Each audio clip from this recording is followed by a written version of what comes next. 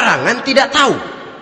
Sholat mau, puasa mau, zakat fitrah bayar, nyolong mau, mabuk ayo.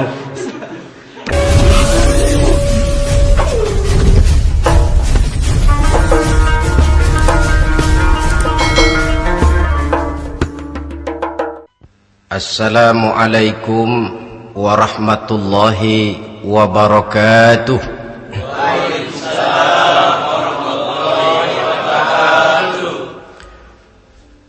Alhamdulillahi rabbil alamin.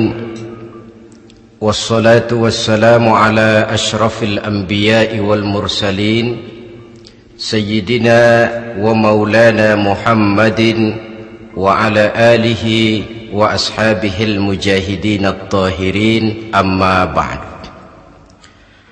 Saudara hadirin kaum muslimin rahimakumullah.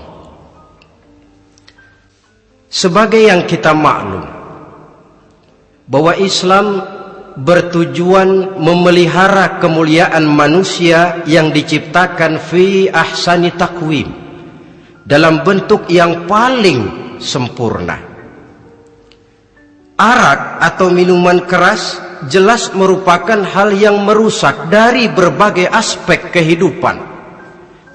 Entah kesehatan tubuh, entah pertumbuhan akal, ketentraman rumah tangga, ketentraman masyarakat, bangsa dan negara.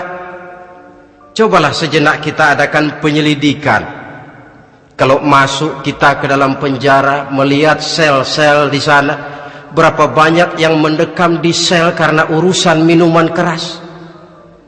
Masuk kita ke rumah sakit, berapa banyak yang dirawat akibat minuman keras, akibat stres yang dialaminya. Berapa banyak rumah tangga berantakan, berapa banyak pembunuhan terjadi, pemerkosaan terjadi akibat daripada minuman keras ini. Yang paling ironi kalau dia sudah menyerang anak-anak muda kita. Padahal kita tahu remaja pemuda adalah bentuk miniatur daripada kehidupan suatu bangsa. Akan bagaimana warna Indonesia 20, 30, 40 tahun yang akan datang, remaja dan pemuda kita jawabannya. Bahkan dari segi agama pun akan bagaimana warna Islam di Indonesia 20, 30 tahun yang akan datang, remaja itu pula jawabannya.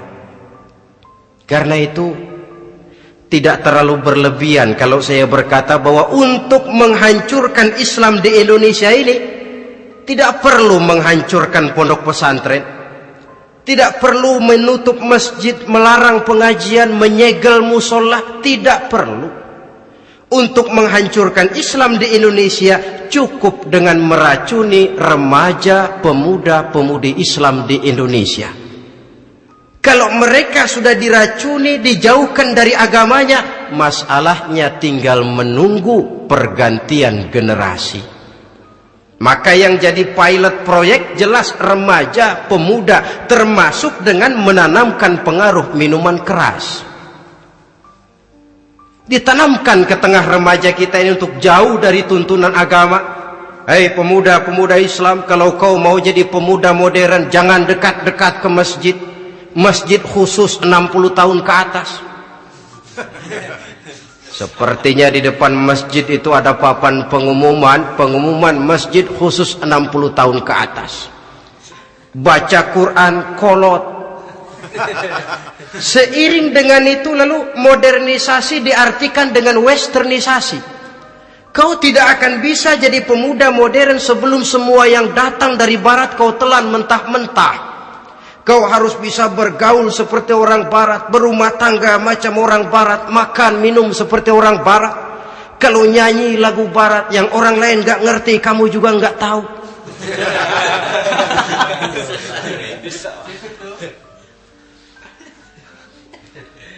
Anutlah itu free love yang pada gilirannya akan mengarah kepada free sex alias summon liven. Isaplah itu ganja, morfin, narkotik. Jikalau sudah terlena kita dengan itu, maka kehancuran suatu bangsa sesungguhnya sudah dimulai. Penyakit minuman keras ini bukan cuma penyakit zaman ini. Masyarakat yang dihadapi oleh Rasulullah sallallahu alaihi wasallam 14 abad yang lalu juga masyarakat yang kemaruk dengan minuman keras. Arab jahiliyah kalau sudah minum arak mabuk, tidak cuma minum, dia mandi pakai arak. Sistem pendidikan yang disampaikan Islam bijaksana.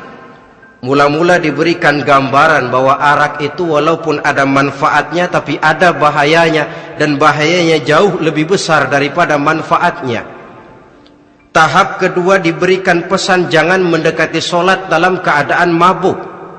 Padahal solat 1 hari 1 malam 5 kali, artinya makin jauh saja dia dari arak itu. Pada saat kondisi iman sudah memungkinkan, barulah turun vonis bahwa arak itu najis, perbuatan setan, jauhi. Yang ironi yang saya katakan tadi, racun mereknya madu. Kadang-kadang kita dibuai dengan iklan yang tidak mendidik. Saya pernah lihat ada iklan misalnya, Anda ingin modern, majulah bersama minuman ini. Atau minuman ini lambang pergaulan dunia yang maju. Modern diukur dari minuman. Yang jadi korban akhirnya remaja dan pemuda-pemudi kita. Saya teringat satu analisa dari Rasulullah sallallahu alaihi wasallam. Beliau bersabda, "Inna min asyratis sa'ah." Sesungguhnya di antara tanda-tanda kiamat. Apa kiamat itu? Dalam arti yang umum, kiamat itu saat dimana alam ini hancur, bumi gempa, air laut tumpah ke darat, gunung meletus, planet-planet bertabrakan, lalu semua yang bernama hidup mati. Itu kiamat beneran. Saya nggak mau cerita kiamat beneran, sebab saya sendiri nggak kepengen ngalamin. Yang sering kita ngalami ini kiamat kecil-kecilan, kiamat mini. Apa kiamat mini itu? Hancurnya sendi-sendi kehidupan sosial. Maksiat merajalela, munkarat menjadi-jadi. Yang ma'ruf dianggap munkar, yang munkar malah menjadi ma'ruf. Yang salah disanjung-sanjung, yang benar dicaci maki. Tuntunan dianggap tontonan, tontonan malah jadi tuntunan. Kan kiamat kalau sudah begitu. Penjungkiran nilai. Kenapa hal semacam ini bisa terjadi? Penyebabnya kata Nabi, pertama ayyurfa'al ilmu. Ilmu diangkat oleh Allah. Bagaimana cara Allah mengangkat ilmu dan apa maksudnya itu? Allah mengangkat ilmu itu, saudara, caranya pertama dengan mewafatkan ulama. Makin banyak ulama wafat, makin banyak ilmu ditarik. Yang kedua, kurangnya minat orang untuk belajar agama. Kalau sudah klop macam itu, artinya agama sudah disudutkan ke pojok-pojok kehidupan. Agama cuma sekedar tinggal di